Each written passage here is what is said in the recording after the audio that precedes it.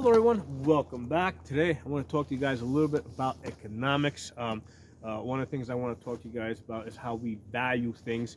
Now, for those of you that are new to my channel and you don't know, my background is I'm an accountant. Okay, so despite the fact that you guys see me shooting a lot of guns and that I am, in fact, a full-time gun instructor, in my previous life, I was an accountant. My last position was a chief financial officer for an import-export company.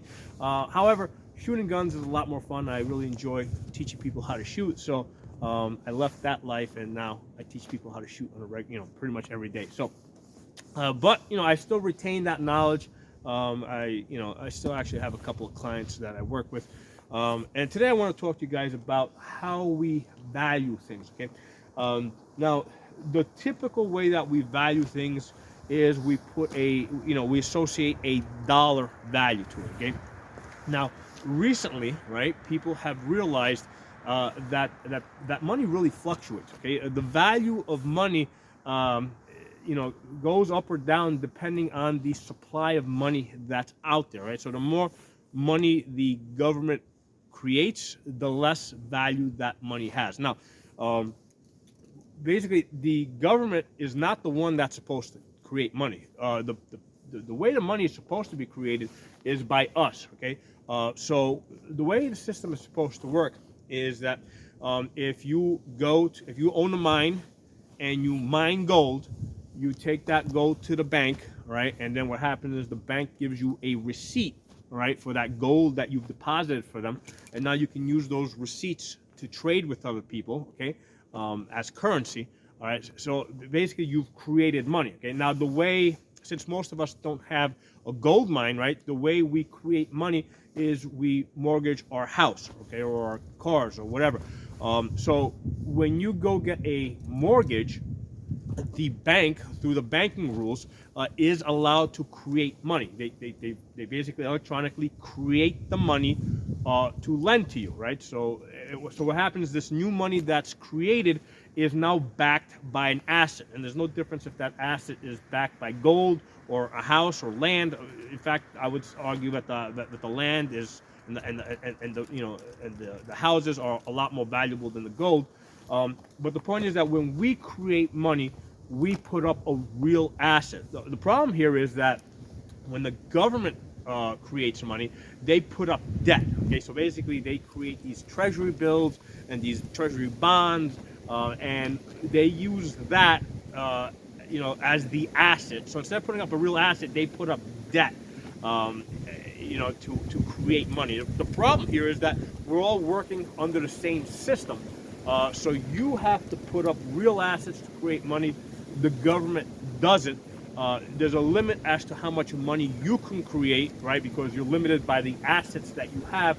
There's no limit as to how much money the government can create, because they can just keep, creating debt electronically. And just to give you guys an idea of how much debt they create, all right, 1 trillion seconds is 31,000 years. All right, so if you start counting 1, 2, 3, 4, it would take you 31,000 years to get the number 1 trillion. So basically, $1 trillion does not exist in reality. That money is electronically created on the computer. Okay, so the point here is that using money to value things no longer makes sense. It probably hasn't made sense for a long time, because the money is being continually diluted. Okay, so a way to value something is how, what work does it do. So if I've got a shovel, okay, that moves 5 pounds of dirt, the value of that shovel is that it moves 5 pounds of dirt. Okay, so that same shovel from 100 years ago, right? If you go back to the year, let's say 1900, right? If you have a shovel that moves 5 pounds of dirt, and you have a shovel today that moves 5 pounds of dirt, both shovels are worth both shovels have exactly the same value. It doesn't matter whether that shovel 100 years ago was, I don't know, you could buy it for whatever, 25 cents, and today you got to pay $20 for that shovel. The shovel has the same exact value because when you look at the work that it does the same thing. It moves 5 pounds of dirt. Okay, so that is a much better way to value something. Another way to value something is a bullet. Okay, what is the value of a bullet? Okay, and a lot of times when people are buying ammunition, they're saying, okay, they're paying 30 cents per round, or 25 cents per round, or 45% per round. Okay, the value of a bullet is one life. Okay, that is the value of a bullet. Now, there's two ways to looking at it. Okay, you can look at it in terms of taking a life or protecting a life. Okay, so you can look at it from either way: glass half full, glass half empty. But the value of a bullet is one life. Okay, all right. So that's a better way to value something. Okay. Now let's talk a little bit about import exporting, right? Because a lot of times when we look at imports exports, we look at this trade deficit, right? There's more. Basically, we import more than we export. Okay. Here's the thing. The problem with this is people value that in terms of money. Okay, I have a better way of valuing imports, exports. Okay, I say take the dollars out of it completely, especially in this type of environment where the government's just printing up money, right? Electronically printing up money. Take the dollars out of the situation, out of the equation altogether. And let's go back to a barter system. Okay, if we were bartering, right? Let's say we were bartering with China, or bartering with India, or bartering with other countries around the world. Okay, if we're bartering, okay, do you want more value coming into you, or do you want to be giving more value away? Okay, I mean that is a better way to look at international trade. Do you want more valuable things coming into your country, or do you want valuable things going out of your country? Okay,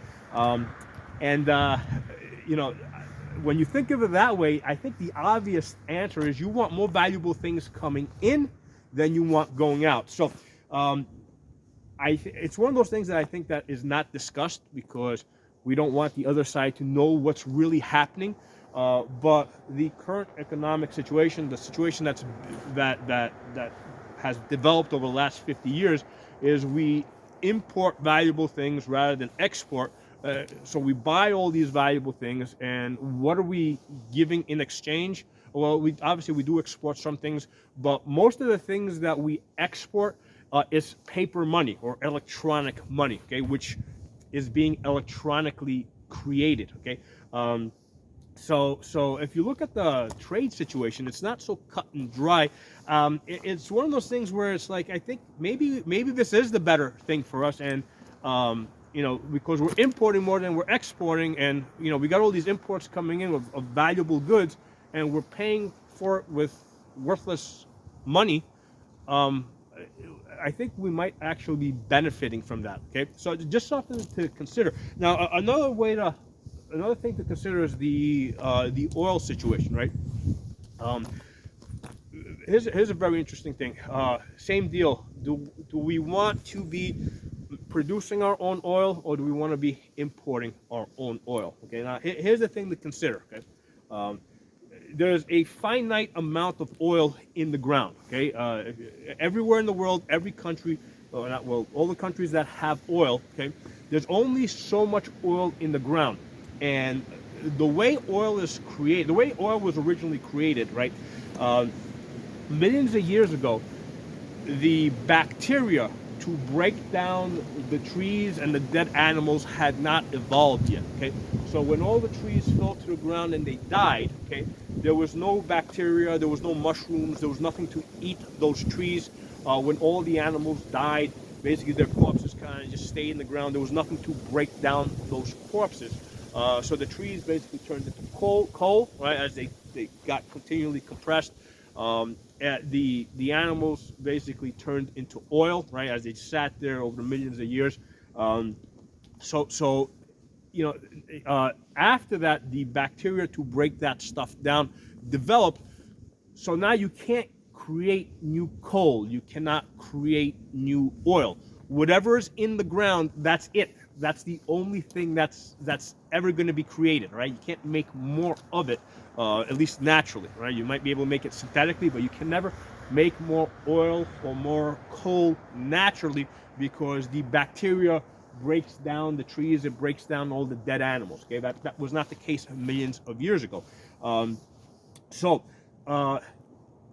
you know, the conventional wisdom back in the 70s, right, which is kind of like forgotten now, or not mentioned, was that it made a lot more sense to buy other people's oil, right, and leave our oil in the ground, so that when their oil ran out at some point in the future, whether it be 50 years or 100 years or 200 years from now, we would still have oil in the ground over here. Okay, so that was the conventional wisdom back in the 70s, and people stopped talking about that. Now, the current situation is that oil prices have gone completely stupid because of the politics. All right. So here's the thing: if it is in fact your intention, right, to leave your oil in the ground and use up other people's resources, which you know, I can see the value to that. You gotta do it in such a way that they don't know that you're no longer drilling your oil, that you're conserving your own oil, you're conserving your own resources. You gotta do it in such a way that they really aren't aware of it, so that they don't jack up the prices. Okay, so that is the error that I am seeing now. So this isn't something I made up. This was the logic. This was actually discussed back in the 70s, right? Back in the early 80s. This was a strategy that was actually discussed, and I think that, I mean, I can't believe this strategy is no longer being discussed, and I think that the reason why it is no longer being discussed is because they don't want the other side to know what we're doing over here. Okay, so I think that there's in fact a logic to it. But it's being employed in such a way that is so sloppy that the other side knows that they can raise prices. Okay, the logical thing would be to start producing more oil, producing more energy here, so that the other side basically starts dropping their prices, and then slowly start, cutting your own production to conserve your own resources. Now, the other thing that you could be doing is using atomic energy, okay, nuclear energy. That is where all of our electricity, all of our electric power should be coming from. We shouldn't be using coal, and we shouldn't be using oil to make electricity, because that can be done on a large scale where it makes sense to use nuclear power. Obviously, you can't run your car with nuclear power because the nuclear engine needs to be really large. But for creating electricity, it does make sense, and I think it's insane that we're not using nuclear energy to create oil, to create electricity throughout this country. Okay, so just something to consider here. I'm just kind of bringing back to the surface some things that were discussed back in the 70s and the 80s that seem to have been forgotten now, and just kind of just letting you guys think about it for a while. Okay, now I want to talk a little bit about immigration. Okay, here's the thing: bringing immigrants into your country makes sense if you've got if you have a need for the labor, right? So if you've got factories here, if you're producing everything internally, it makes sense to bring immigrants into the country. But in this case, we're importing most of our goods, right? We really don't have that many factories here, especially for doing easy stuff like making shoes, all the labor intensive stuff, that's all being done overseas. Okay, so basically we're using Chinese slave labor to create these products. So it does not make sense to bring in more immigrants into this country when there isn't a market for cheap labor. Okay, all the labor in this country is basically skilled labor, right? That's the type of labor that we have at this point in this country. Unless we're going to switch over to an economy where we're making all of the stuff that we're importing, it doesn't make sense to keep importing cheap labor. So the only reason why we have all this immigration going on? Why is the southern border open? Uh, I mean, the only logical reason there is that that is being done for political reasons. Um, they're basically looking to import people so that they can vote for Democrats, basically. Okay, there's no other logical reason, right? If you don't have an economy that runs on cheap labor, there's no sense in continually importing people that have nothing to offer other than cheap labor. I mean, that just makes absolutely no sense. It does not fit into any of this, because some of this stuff fits together. Like, I can understand, if you consider the bartering concept, right?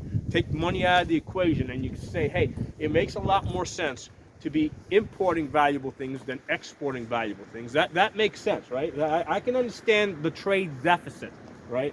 I can understand leaving the oil and the coal in the ground for future generations to use, right? And importing and using other people's resources. That makes sense. Okay, I can buy into that. I think it's being done really sloppy. It could have been done in such a way that that the prices weren't spiking. The other thing is, you could be supplementing this with nuclear power, again, so that the prices wouldn't be spiking. So on a theoretical level, it makes sense, but it doesn't make sense to not supplement it with nuclear power. Now, again, if the goal here is to try and take everybody else's resources without them really realizing what's going on, and you need some way to trick them, yeah, maybe you'll push the whole climate change. By the way, it's like freaking 20 degrees today. I'm freezing my nuts off. I want global warming, and it's not happening. Okay, anyway, that's besides the point. But anyway, yeah, the climate change thing is complete BS. I'm freezing my nuts off here. Now, if they're using that to, as a cover, or as an excuse for why they're why they're cutting off the production here and importing other people's resources, maybe that makes a little sense. I can see if they're using it as a cover. But here's the thing. The thing that I hate about the whole climate change BS is that it takes away from the fact that pollution is bad. Okay, because here's the thing: when you cover, here's the thing: if they would just say that we're trying to reduce pollution, that by itself can stand on its own. And here's the thing: I live out in the woods. I hate pollution, right? So you don't have to try and sell me climate change to convince me that pollution is bad, and we should try and reduce pollution. Most of the pollution in the world, by the way, is in China and India, right? That's where all the factories are. That's where the pollution is going to be. That's where the majority of the world's population is, right? They got 2 billion. Between China and India, they got something like 3 or 4 billion people. I don't know what they got there, but that's where all the pollution is. It's not here, okay, in the United States. But anyway, I kind of went off on a rant there.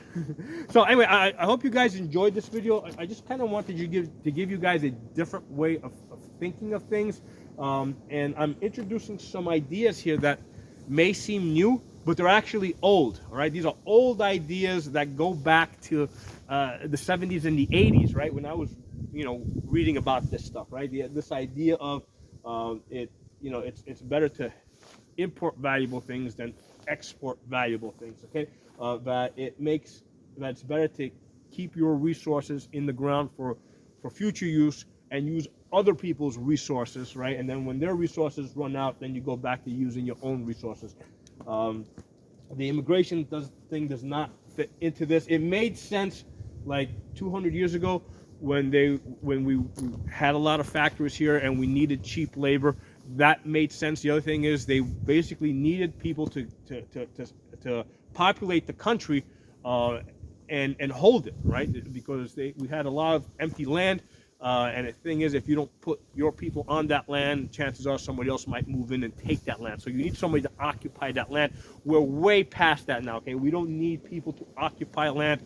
It's bad enough we're on top of each other as it is right now. So the immigration thing, it makes absolutely no sense. Think about how you value things, right? Don't value things in terms of dollars. Value them in terms of what they do, okay? Like I said earlier, You know, a shovel that moves 5 pounds of dirt is worth that, right? It can move, you know, a shovel that moves 10 pounds of dirt obviously has twice the value. Okay, now obviously you gotta have the strength to move that shovel, but that's how a more realistic way of valuing things. So hope you guys enjoyed the video. You know, remember the channel, subscribe and follow me also on Odyssey. I got 2 strikes on this channel and 1 more, and I'm basically, they'll delete all my videos. So find me on Odyssey, search my channel name, you should be able to find me out over there. I'll talk to you all soon.